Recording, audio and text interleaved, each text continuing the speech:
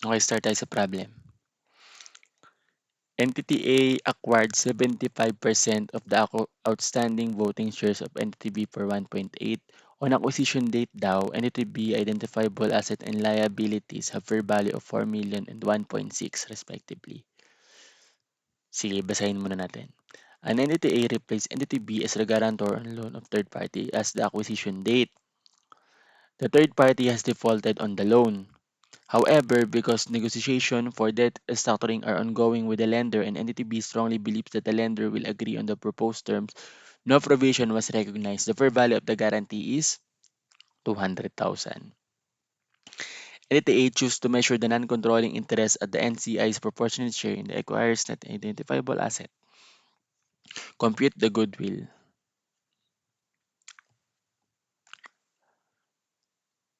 Ayan, ilatag lang natin yung formula natin, yung walang kamatayang formula. Given by consideration transferred, yes, 1.8. Tapos, ano ba yung sabi sa NCI? May NCI ba? Yes, meron. Pero ang gusto niya is proportionate share. So, kailangan natin kumpitin muna yung net asset, identifiable asset ni acquiree. Given ba? Yes, given. 4 million minus 1.6.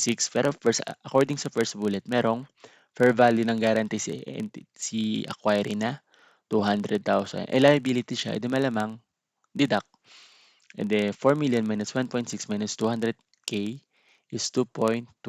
Ngayon, kumpitin na natin yung NCI, 550. Magkano yung total? 2,350. Magkano yung goodwill? 150,000. Madali lang? Yes, madali. Number 2. Entity A acquires all the asset and assume all the liabilities of Entity B for 404 million. O mas madali ito, walang NCI agad, di ba? Information on entities B, identifiable asset and liabilities at acquisition date is shown below. Carrying amount, fair value, di ba? Huwag mo na agad pansinin, fair value ka na agad. All fair value adjustment to the identifiable asset acquired and liability assume have different tax consequence. Gagamitin nyo lang to guys for computation. Pag sinabing explicit na computation yan, deferred tax. Ha? Pag merong ganyan. Tapos, kailangan may tax rate. But do not affect their tax base. The income tax rate is below. Ganun lang din siyang computin. 4 million, latag mo agad. May consideration transferred ka. Tapos meron kang 6,1 tsaka 2,3. Yung net identifiable asset ni acquiree. Pero, i-effect mo lang yung effect ng DTA tsaka DTL. Sige. Ang tekniko dyan guys, nung nag-aaral ako, pag, pag bumaba yung equity, DTA. Pag tumaas yung equity, DTL. Bakit? Bumaba yung equity, de loss yun, di ba? So sa part natin, may 30% yun na saving, di ba? Kaya magiging DTA natin yun. So bali 70% lang. Pero pagka tumaas ka naman, matataksan din yun. Kaya 30% nun magiging DTL. Mahirap ba? Nakakalito. Basta ganun. Sampulan kita ya. Per value, 6,1. Ano gagamitin? Per value, di ba? Carrying amount, 5,8. DTA, DTL. DTL. Kasi ano yung effect nito? Tumaas yung equity. Kasi tumaas yung asset, di ba? Ang total impact niya, tumaas yung equity ng 300,000. Ito naman, tumaas din yung liability. Ano effect sa equity? Bumaba. DTA, DTL. DTA. O ha, madali lang, di ba? Makita nyo. Tama, di ba? Kung tumaas siya, yung asset, magiging DTL or taxable temporary difference. Pag bumaba siya, magiging deductible temporary difference. Yan na ba yun yung gagamitin? Hindi, yung tax effect lang niya.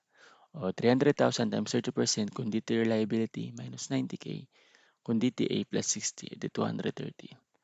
Ingat lang kayo dun basta ako, bahala kayo. Ang tekniko dyan, pag tumaas yung equity, edi DTL, pag bumaba, DTA.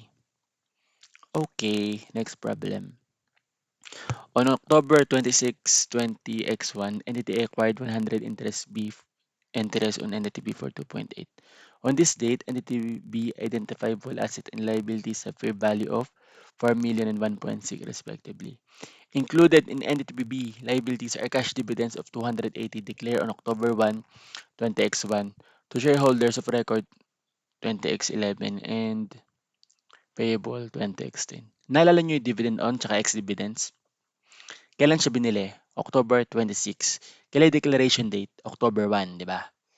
So, nung binili niya yan, ang dividend on, di ba, is from declaration to date of record. So, ibig sabihin, kung binili niya yan, dividend on yung shares niya. Tama? Kasi umabot siya ng November 1, di ba? And lahat daw ng may dividends as of November 1 makaka-receive ng 280,000. Ito, hindi na siya kasali. Basta lumagpas na dito, ex-dividend na yan.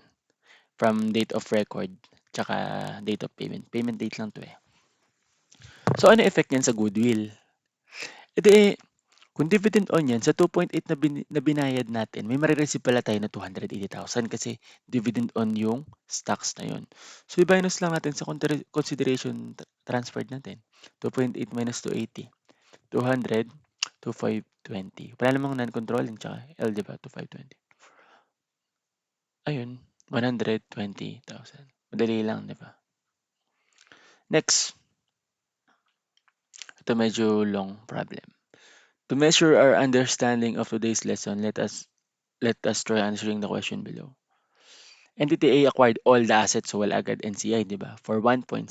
Information on B's identifiable asset and liabilities at acquisition date is as follow. Tandaan, okay na to, consideration transferred. Ito naman yung net identifiable asset ni B, fair value agad tayo, di ba? Fair value agad. Okay, malilito. As at the acquisition date, B has breached contract with the customer. The customer is seeking damage amounting to 250,000. However, ito yung sinisik ni customer, di ba? However, BCO is currently disputing the customer claim and B legal counsel believes they will win the case. Accordingly, B company did not recognize a provision. Ibig sabihin, sa fair value na yan, di pa to kasali. The fair value of settling the claim is 100,000. Ito na guys yung gamitin natin, fair value na. Number 2, fair value adjustment to the asset acquired and liabilities assumed have different tax liability consequence but do not affect the tax base of the asset and the liabilities. The tax rate is 30%. Madali lang siya kaso parang cumulative ng mga gagawin natin. So, kumputin muna agad natin. 35 minus 19 minus 100, di ba? Plus natin yung effect yung DTL tsaka DTL. Kumputin muna natin yung effect ng DTA or DTL. Fair value, 3.5 ng asset. Carrying amount, 3.8. DTA, DTL. Ano effect sa equity? Bumaba, di ba? So, meron tayong DTA na 300,000 times 30%. Ito ulit, liabilities. Carrying amount, 2 million. Ilan yung fair value? 1.9. Bumaba, tumaas yung equity. Ha? Bumaba. Kasi ano, bumaba yung liabilities, di ba? So, kung ay tumaas yung equity. Bakit? Bumaba yung liabilities eh. DTL, taxable siya. So, ganito lang siya computein. The 1.6, okay na yung consideration transferred. 3.5, di ba? Minus 1.9. Tapos minus 100,000 contingent liability. Paano computein yung DTA at DTL nila? Ganito lang guys. Di ba?